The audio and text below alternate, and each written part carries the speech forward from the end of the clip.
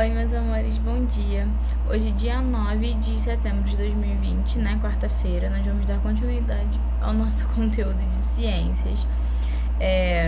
Hoje nós vamos falar sobre micro-organismos, qual é a importância deles, né, quais são eles, o que eles fazem na nossa natureza, no nosso meio ambiente, qual é a importância deles para tudo isso.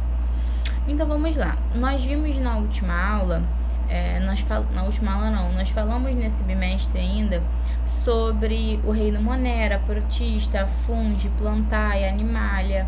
Nós falamos todos esses reinos, né? E quais são os reinos onde pertencem micro-organismos? É o reino Monera, das bactérias, né? O reino Protista, dos protozoários, e o Fungi, que são dos fungos. Então, dentre os 5 reinos, 3 são de micro-organismos, beleza?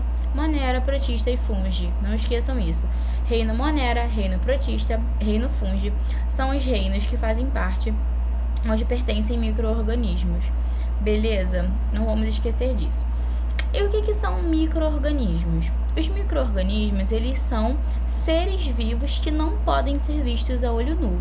Ninguém consegue enxergar uma bactéria, né, gente? Ao nosso redor tem milhares de bactérias. Em cima das coisas, né, das superfícies, em nós mesmos, existem milhões de bactérias. Mas nós não conseguimos ver. Então, micro-organismos são seres que não podem ser vistos a olho nu, apenas com o auxílio de algum equipamento, que no caso é o microscópio, né, que faz com que nós conseguimos ver ampliado tudo que está nele, fazendo assim com que nós consigamos enxergar as bactérias, protozoários, fungos, todos os micro-organismos. Beleza? Beleza. O micro-organismo, ele é muito importante na natureza, em todo o nosso meio ambiente. Ele faz parte de tudo isso. Lembrando que os micro-organismos, eles ajudam na decomposição de toda a matéria, de tudo que é decomposto tem o auxílio dos micro-organismos. Aqui no ladinho, ele fala assim, ó: os micro-organismos são parasitas obrigatórios, podendo causar doenças. Ou seja, tem muitas bactérias, protozoários, fungos, que causam doenças que são muito sérias. Nós vimos na aula que nós falamos disso, né? Algumas dessas doenças, e nós temos que tomar muito cuidado. Na próxima aula, nós vamos falar sobre prevenção de doenças, onde vocês vão entender um pouquinho melhor como que nós conseguimos nos prevenir de não pegar essas doenças, já que esses micro-organismos estão presentes na nossa vida constantemente. Beleza? Aqui, ó. Os micro-organismos na natureza. Como eu falei, os micro-organismos, eles são decompositores. Aqui ele está mostrando para vocês a foto de maçãs, né, que caíram aqui da árvore e eles estão se alimentando. Então, o que acontece? Os produtores, que são geralmente os vegetais, né, eles vão ser os produtores de alguma coisa. Geralmente as plantas, elas estão lá, elas são fixas, como nós já falamos algumas vezes, e vai vir algum animal se alimentar daquela planta. O animal que vem se alimentar daquela planta, ele é o consumidor primário, tá bom? Então, os vegetais, geralmente, eles são produtores, eles produzem alguma coisa, que geralmente é o pólen, que geralmente é o néctar, onde os animais se alimentam. Então, o néctar é produzido pelos vegetais.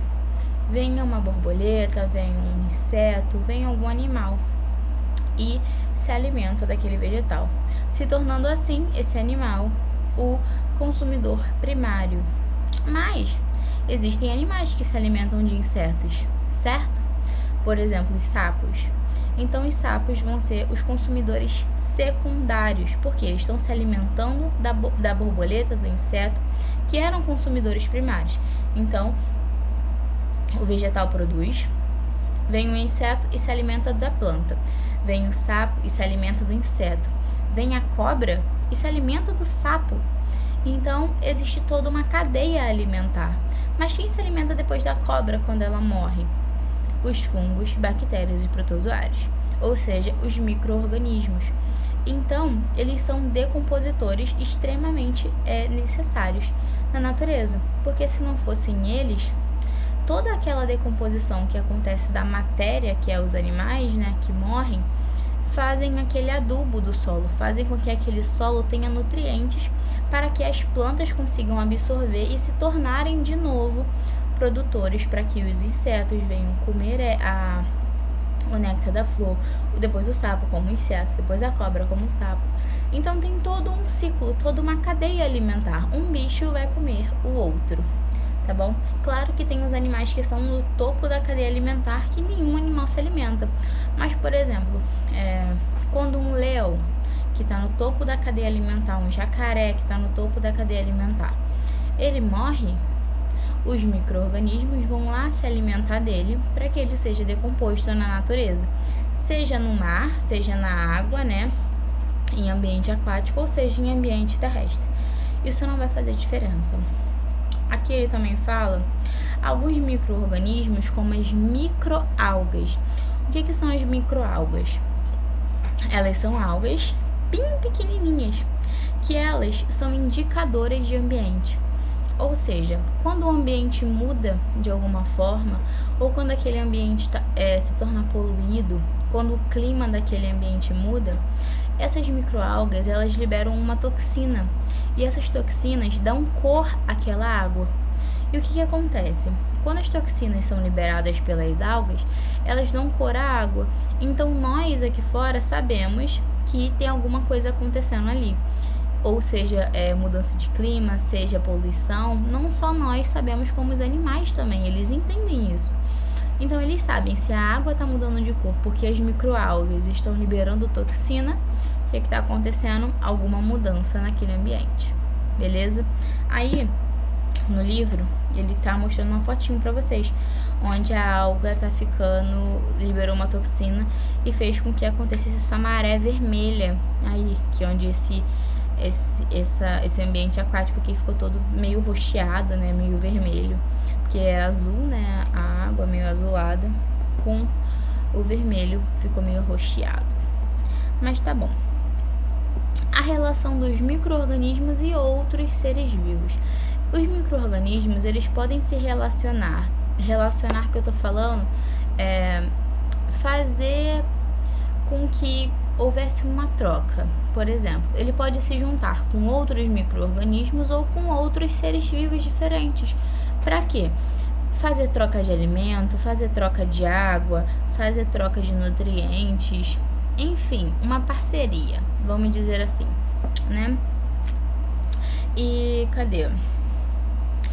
Aqui, ó. As parcerias entre seres vivos têm como objetivo troca de substâncias. Essas substâncias que eu falei, alimentos, nutrientes, água. Então é uma parceria. Os micro-organismos, eles fazem parte de algum outro ser vivo, né?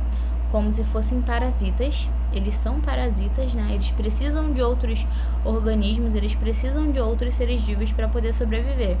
E algumas das vezes eles vão fazer um favor, né? Uma troca de favores. Eu fico em você e você me fornece alimento e nutrientes.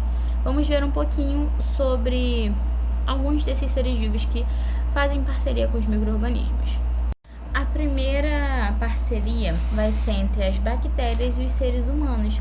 Como eu falei, existem variedades e diversas bactérias que fazem parte do nosso corpo.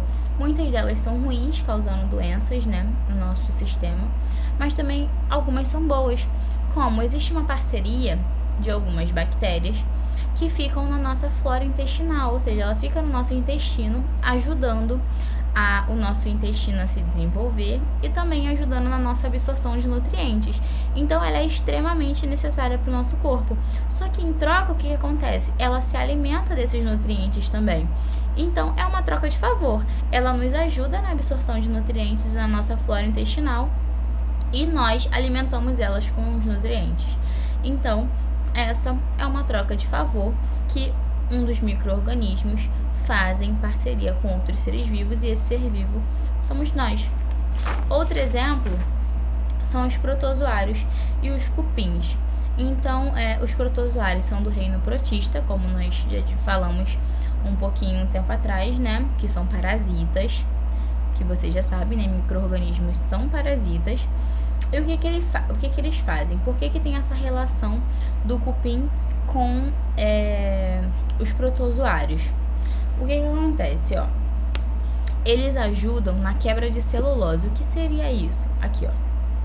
Deixa eu te mostrar, deixa eu ler pra vocês esse pedacinho. Aqui, ó. Já na relação entre cupins e certos protozoários, eles ajudam na quebra de celulose presente na madeira. O que é essa celulose? A celulose, ela compõe praticamente 50% da madeira. Ela é como se fosse um carboidrato, e esse carboidrato contém o que? Glicose. Glicose é o que? Açúcar. Então, os protozoários se alimentam, ajudam nessa quebra da celulose. E o que acontece? Libera esse carboidrato para os cupins. Então, existe uma troca. Os protozoários ajudam na quebra da celulose para os cupins poderem se alimentar. E automaticamente os micro-organismos também se alimentam desse carboidrato. Então, é toda uma troca de favor. Um ajuda no outro. E as algas e os fungos? O que vai acontecer? Ó?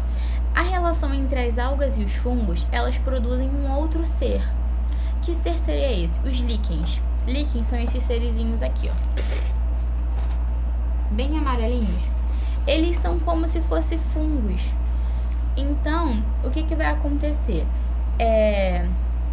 Ó, aqui tá escrito bem certinho pra vocês, ó. O mesmo local dos fungos, né? Onde predomina a umidade e a presença de matéria orgânica.